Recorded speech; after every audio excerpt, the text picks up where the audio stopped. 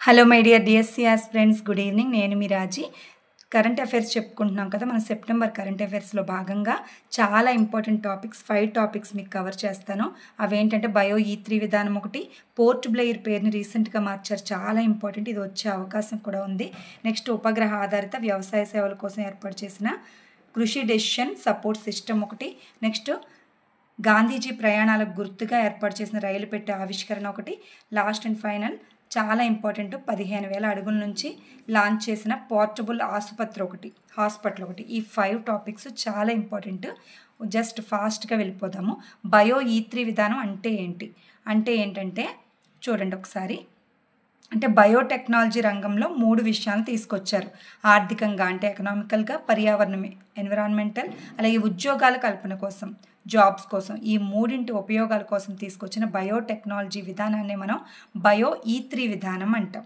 Okay, ఇది ఎందుకోసం అంటే బయోటెక్నాలజీ రంగాల్లో పరిశోధన ఎక్స్పెరిమెంట్స్ కోసం, అలాగే డెవలప్మెంట్ కోసం ఏర్పాటు చేసిందే బయో E3 విధానం.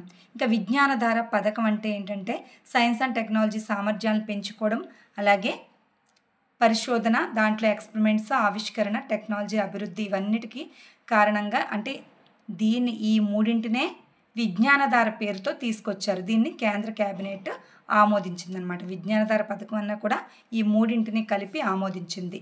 ఓకే, విజ్ఞానధార పేరుతో బయో E3 విధానాన్ని తీసుకొచ్చారండి. నాకైతే ఇట్లాగే అర్థమైంది ఇది. ఓకే, అయితే దీని ఉపయోగం ఏంటంటే పాఠశాల స్థాయి నుంచి ఉన్నత విద్య వరకు పరిశ్రమలు, అలాగే స్టార్టప్ కంపెనీలకు సంబంధించిన అన్ని స్థాయిల ఆవిష్కరణలు ప్రోత్సహించడం అలా సాధ్యమవుతుందనేసి కేంద్ర మంత్రి అశ్విని వైష్ణవ్ వెల్లడించారు. ఇక్కడ మినిస్టర్స్ కూడా చాలా ఇంపార్టెంట్. ఇప్పుడు జరుగుతున్నది ఆర్థిక సంఘం ఎన్నవది, 15వది కదా, 15వ ఆర్థిక సంఘం. ఇక్కడ చూడండి 2021, 22, అలాగే 25, 26 ఈ కాలంలో విజ్ఞానధారకు 10,579 కోట్లను కేటాయించనున్నారని మంత్రి అశ్విని వైష్ణవ్ తెలిపారు. ఇన్ని కోట్లు కేటాయించారు, జస్ట్ చూసుకోండి అంతే. ఓకే, ఇక్కడ సెకండ్ వన్ ఏంటంటే పోర్ట్ బ్లెయిర్ పేరుని మార్చారంటే ఏంటది, శ్రీ విజయపురం. జస్ట్ వింటే చాలా గుర్తొచ్చేస్తుంది మీకు. పోర్ట్ బ్లెయిర్ పేరుని శ్రీ విజయపురంగా మార్చారు. ఎందుకు మార్చారో రీజన్ ఎక్కడ ఉంటుంది.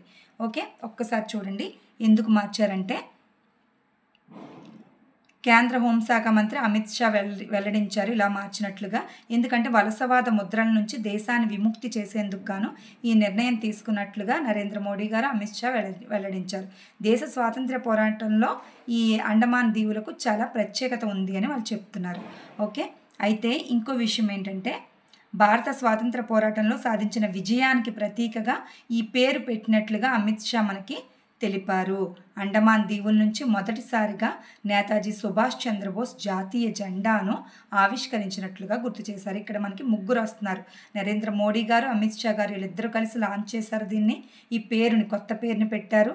అలాగే సుభాష్ చంద్రబోస్ గారు అప్పట్లో జాతీయ జెండాను ఇక్కడ నుంచి ఆవిష్కరించారు అని ఉంది. ఓకే, గుర్తుపెట్టుకోండి. విజయానికి గుర్తుగా, స్వాతంత్ర పోరాటంలో విజయానికి గుర్తుగా శ్రీ విజయపురం అని పోర్ట్ బ్లెయిర్కి పేరు పెట్టారు, అంతే. నెక్స్ట్ థర్డ్ టాపిక్ వచ్చి ఉపగ్రహ ఆధారిత వ్యవసాయ సేవల కోసం కృషి డెసిషన్ సపోర్ట్ సిస్టమ్. అంటే ఏంటంటే పంట నిర్వహణ, అలాగే ఉత్పత్తి పెరుగుదల వంటి క్లిష్టమైన సమాచారాన్ని రైతులకు సులువుగా అందించే దిశగా, రైతులకు కావాల్సిన అన్ని విషయాలను సులువుగా అందించే దిశగా ప్రభుత్వం అడుగులు వేస్తుంది. దీని కారణంగానే ఇది లాంచ్ చేసింది అనమాట. ఉపగ్రహ ఆధారం అంటే శాటిలైట్స్ని పైకి పంపించి దాని సిగ్నల్స్తో ఇవన్నీ కనిపెడతారనమాట. ఇదేంటంటే కృషి డెసిషన్ సపోర్ట్ సిస్టమ్. దీన్నే కృషి DSS, decision support system abbreviation. కేంద్ర వ్యవసాయ శాఖ మంత్రి భగీరథ్ చౌదరి, ఇంపార్టెంట్ మినిస్టర్స్ కూడా భాగీరథ్ చౌదరి. భగీరథుడు పైనుంచి దించాడు వ్యవసాయం కోసం అని గుర్తుపెట్టుకోండి. పైనుంచి గంగను దించినట్లుగా పైనుంచి టెక్నాలజీని దించాడు భగీరథులను గుర్తుపెట్టుకోండి.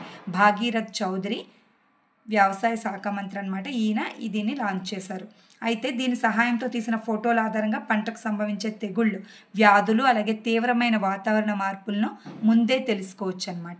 ఓకే, అంటే పైన శాటిలైట్ ఉంటుంది కాబట్టి అక్కడ ఏం జరుగుతుందో ఫొటోస్ తీస్తే దాని ద్వారా మనకి పంటలో ఏం జరుగుతుందో, అక్కడ పరిస్థితులు ఏంటి, అంటే తుఫాను వస్తుందా, వరదలు వస్తాయా, ఇవన్నీ కూడా అర్థమవుతాయి అన్నమాట దీని ద్వారా.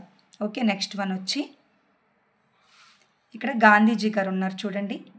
గాంధీ ప్రయాణాలకు గుర్తుగా ప్రత్యేక రైలు పెట్టె ఆవిష్కరణ. ఇదేంటో చూద్దాము. అప్పట్లో చాలా రైలు ప్రయాణాలు ఈయన చేశారు. అవునా? అప్పట్లో అంటే చూడండి, రైలు పెట్టి నుంచి తోసేశారు బ్రిటిష్ వాళ్ళు, ఇవన్నీ ఉంటాయి. మద్రాస్, లండన్ ఇవన్నీ తిరిగారు కదా, దానికి గుర్తుగా థర్డ్ క్లాస్, ఇక్కడ చూడండి, థర్డ్ క్లాస్ రైల్వే కంపార్ట్మెంట్ లాగా ఒక పెట్టెని గోధుమ రంగులో పెయింట్ వేయించి తయారు చేశారనమాట. ఇక్కడ గాంధీజీ గారి నిలువెత్తు విగ్రహం కూడా ఏర్పాటు చేశారట. గాంధీ దర్శన్, ఈ రైలు పెట్టె పేరేంటంటే గాంధీ దర్శన్ పేరుతో ఈ రైలు పెట్టెని ఏర్పాటు చేశారు. ఓకే, ఇది ఎవరు చెప్పారంటే కేంద్ర సాంస్కృతిక శాఖ మంత్రి గజేంద్ర సింగ్ షెకావత్ ఇలా పెట్టినట్లుగా చెప్పారనమాట. గజేంద్ర సింగ్ షెకావత్ ఎవరు? కేంద్ర సాంస్కృతిక శాఖ మంత్రి. ఓకే, ఇది థర్డ్ క్లాస్ రైల్వే కంపార్ట్మెంట్, అందులోనే ఎక్కుతారు గాంధీజీ గారు అప్పుడు. ఓకే, దీని పేరు వచ్చి గాంధీ దర్శన్. ఓకే, ఈ ద్వారం వద్ద గాంధీజీ గారి విగ్రహం, నిలువెత్తు విగ్రహాన్ని ఏర్పాటు చేశారు. అంతే, ఇక్కడితో ఇది చాలు. నెక్స్ట్ వన్, లాస్ట్ వన్ ఏంటంటే 15,000 అడుగుల నుంచి పోర్టబుల్ ఆసుపత్రి. ఇదేంటంటే భారత వైమానిక మరియు సైనిక దళాలు రెండు కలిసి, ఆర్మీ అండ్ ఎయిర్ ఫోర్స్ ఇలా ఇద్దరూ కలిపి పోర్టబుల్ ఆసుపత్రిని పారాడ్రాప్ చేశాయి, పైనుంచి దించాయి. ఏంటంటే తయారు చేసి ఆరోగ్య మంత్రి హెల్త్ క్యూబ్ పేరుతో. దీని పేరు ఏంటంటే, పేర్లు చాలా చాలా ఇంపార్టెంట్. రైల్వే పెట్టి పేరు ఇక్కడ గాంధీ దర్శన్ అన్నాం కదా, అలాగే ఇక్కడ వ్యవసాయం, దీని పేరు కృషి డెసిషన్ సపోర్ట్ సిస్టమ్ అన్నామా, ఇక్కడ శ్రీ విజయపురం అన్నానా, నేమ్స్ బాగా గుర్తుపెట్టుకోండి. ఓకే, బయో E3 ఒకటి అలాగా. ఇక్కడ ఆరోగ్య మైత్రి హెల్త్ క్యూబ్ దీని పేరు. అంటే పోర్టబుల్ హాస్పిటల్, ఇలా చూడండి, క్యూబ్ లాగా చిన్నది ఉంది, క్యూబ్ లాగా ఉన్న పోర్టబుల్ హాస్పిటల్. పోర్టబుల్ అంటే మీన్స్ చిన్నది, ఎక్కడికైనా వెళ్ళగలిగేలాగా.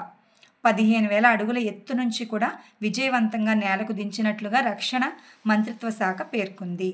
దీనివల్ల ఉపయోగం ఏంటంటే ప్రపంచంలోని ఇది అసలు దీని ఇంపార్టెన్స్ ఏంటంటే ప్రపంచంలోనే మొట్టమొదటి పోర్టబుల్ ఆసుపత్రి అంట. ఇది చాలా చాలా ఇంపార్టెంట్. ప్రపంచంలోనే మొట్టమొదటి అని ఎక్కడొచ్చినా చాలా ఇంపార్టెంట్. పోర్టబుల్ ఆసుపత్రి ఇదే, ఇండియాలోనే. ఓకే, అంటే ప్రపంచంలోనే ఇది, ఇండియాలోనే తయారు చేశారు ఇది. ఓకే, నెక్స్ట్ వన్ వచ్చి ఇక్కడ చూడండి, అంటే ఇండియా గ్రేట్గా దీన్ని తయారు చేసిందని గుర్తుపెట్టుకోండి. ప్రకృతి విపత్తులు ఎక్కడొస్తే అక్కడ, అడవుల్లో ఎక్కడో మధ్యలో అడవుల్లోనూ, కొండ ప్రాంతాల్లోనూ, మారుమూల ప్రాంతాల్లో ప్రకృతి విపత్తులు, అలాగే అత్యవసర సమయాల్లో బాధితులకు అండగా నిలవడానికి దీన్ని తయారు చేశారు. అత్యంత వేగంగాను అలాగే సమర్థవంతమైన వైద్య సేవలను అందించే లక్ష్యంతో తాజా ఆపరేషన్ నిర్వహించినట్లుగా రక్షణ శాఖ పేర్కొంది. ఇందుకోసం వాయుసేనకు చెందిన C-130J సూపర్ హెర్క్యులస్ రవాణా విమానాన్ని ఉపయోగించారు. దీన్ని ఎక్కడ పడితే అక్కడ తీసుకెళ్ళడానికి అలాగే లాంచ్ చేయడానికి కూడా C-130J సూపర్ హెర్క్యులస్ రవాణా విమానాన్ని ఉపయోగించారు. ఓకే, దీని పేరు ఒకటి important, Arogya Maitri health cube. Okay, portable hospital, paradrop అంటే లాంచ్ చేశారని అర్థం. ఓకే,